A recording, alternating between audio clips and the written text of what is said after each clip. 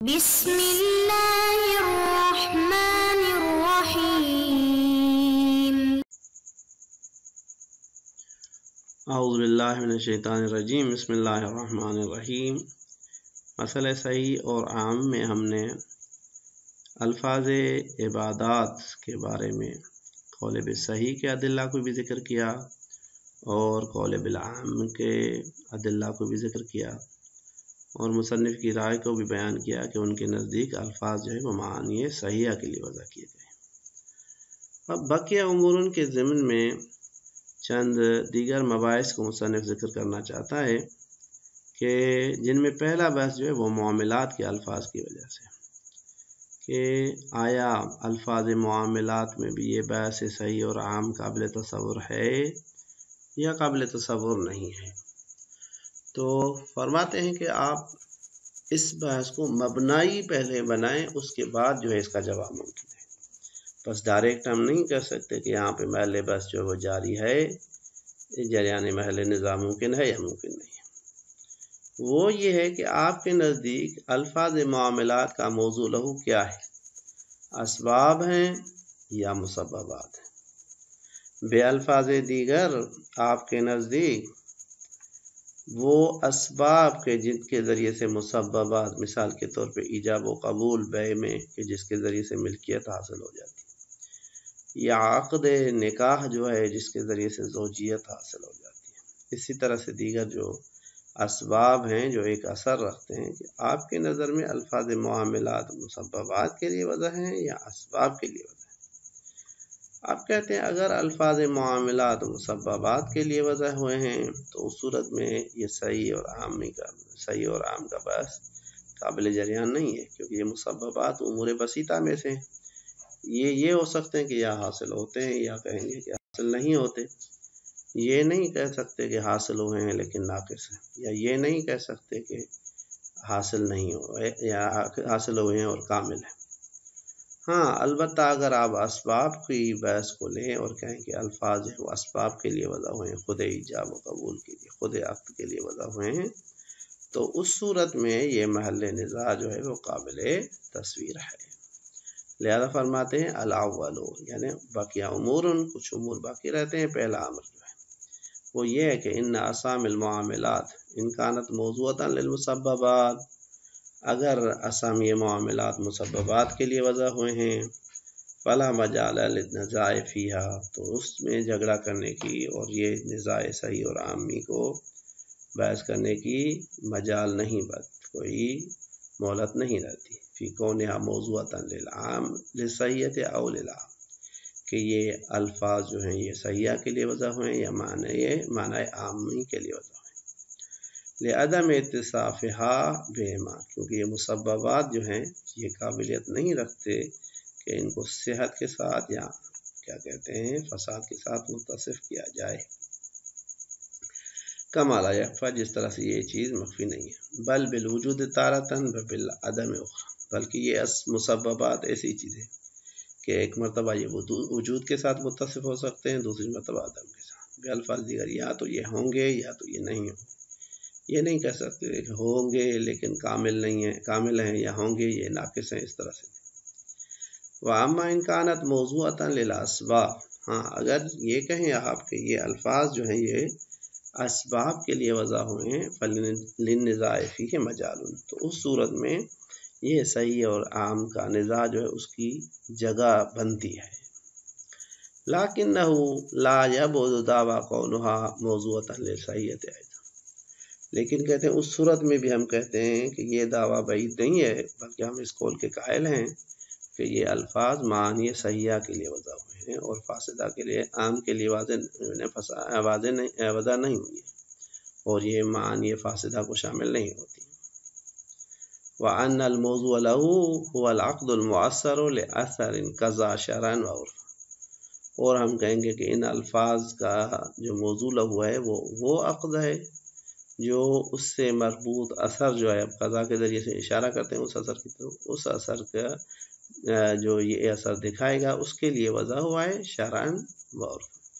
شرعاً بھی اسی عقد کے لیے وضع ہوا ہے اور عرفاً بھی اسی اثر کو اسی عقد کے لیے جو ہے نا یہ الفاظ وضع ہوئے ہیں۔ والاختلاف بین الشرع والعرف فیما یعتبر فی تاثیر العقد لا یوجب الاختلاف بینہما فی المعنی۔ اب اگر کوئی اشکال کرے کہ بھائی بعض عقود جو ہیں ان کی تاثیر کے حوالے سے شریعت کی ایک نظر ہے، عرف کی دوسری نظر ہے۔ مثال عقد ربوی جو ہے شریعت اس کو قبول نہیں کرتی جب عرف اس کو قبول کرتا ہے، تو یہ تو اختلاف ہے۔ لیکن ہم بھی مانتے ہیں یہ اختلاف ہے، لیکن یہ اس کے معنی کے درمیان میں اختلاف کا سبب نہیں بنتا، لہذا کہتے ہیں والاختلاف بین الشرع والعرف، شرع اور عرف کے درمیان میں جو فرق ہے، فیما یعتبر فی تاثیر العقد، ان شروط اور جہات کی اعتبار سے کہ جو تاثیر عقد میں اثر رکھتے ہیں، لا یوجب الاختلاف بینہما فی المعنی، یہ سبب نہیں بنتا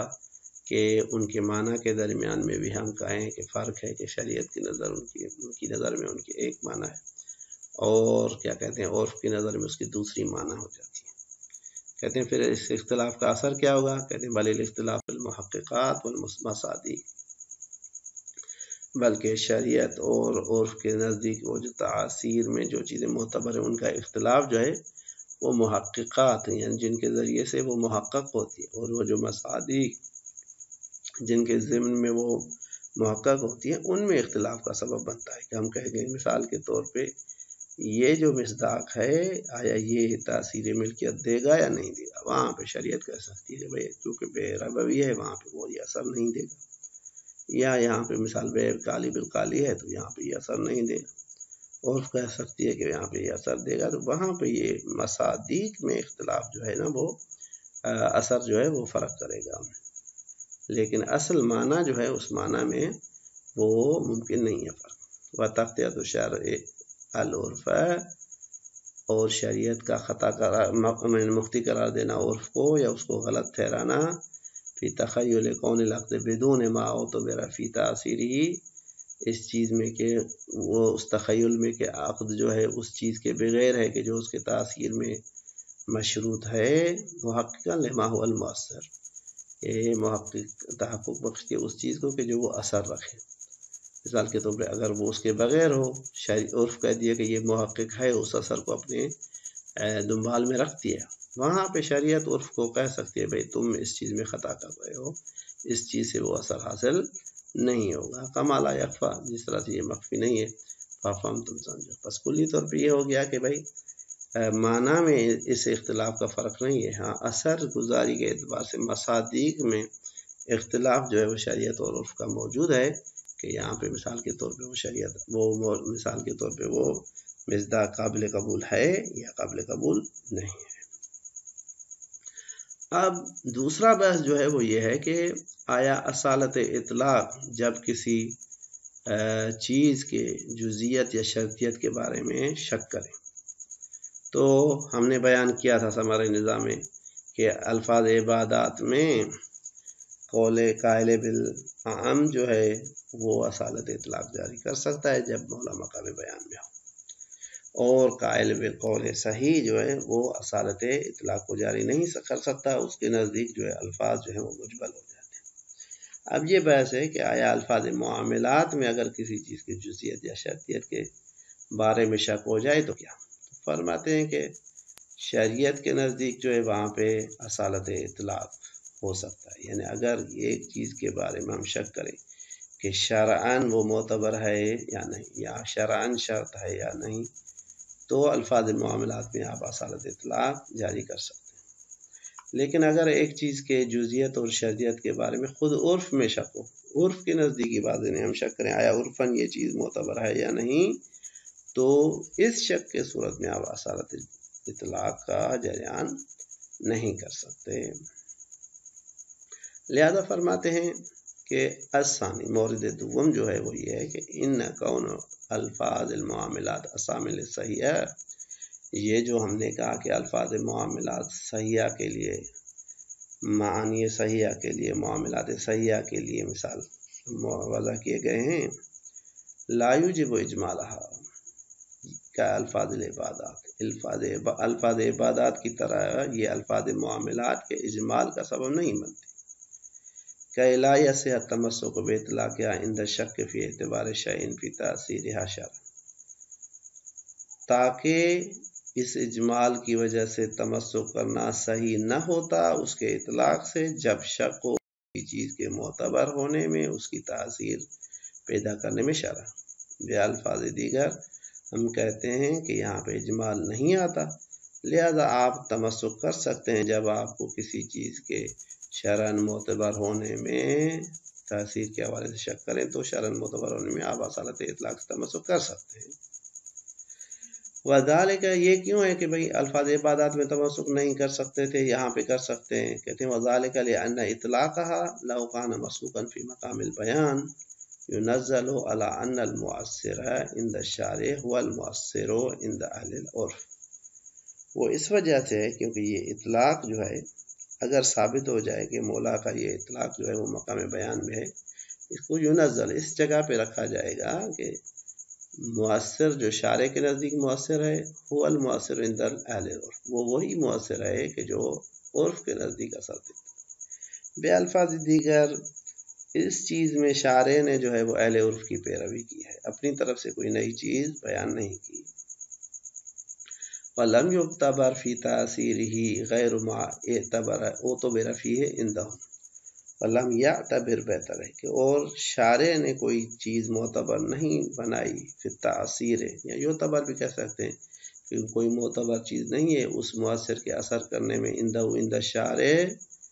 غیر ما اعتبر فیہ عندہم، سوائے ان امور کے جو معتبر ہیں اس مؤثر میں عندہم عند العرف، عرف کے نزدیک۔ کما ینزل علیہ اطلاق کلام غیری، پس جس طرح سے شارع کے غیر کا کلام جو ہے وہ اس کو ہم جس چیز کے اوپر نازل کرتے ہیں اس سے یہ چیز لیتے ہیں کہ بھئی اس کے نزدیک کوئی نئی چیز نہیں ہے، یہاں پہ بھی ہم کہیں گے کہ یہاں پہ بھی کوئی کلام شارع کی کوئی نئی خصوصیت نہیں ہے۔ پس جس طرح سے دیگر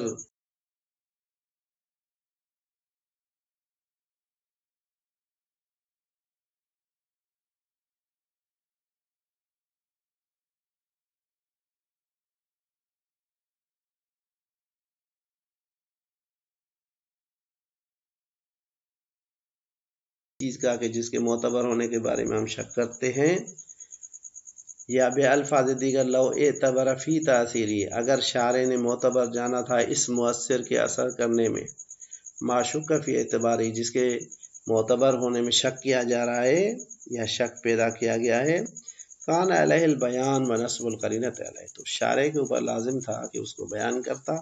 اور اس کے اوپر قرینے کو نصب کرتا۔ اب شارع نے کیونکہ قرینہ بھی نصب نہیں کیا، اس کو بیان بھی نہیں کیا، تو اس سے پتہ چلتا ہے کہ وہ چیز ان کے نزدیک معتبر نہیں ہے۔ وَحَيْثُ لَمْ يَنْصِبْ، اب چونکہ شارع نے قرینہ نصب نہیں کیا، بان، تو یہ چیز ظاہر ہو جاتی ہے کہ عدم اعتباری عندہ ایضا، کہ وہ چیز کے جس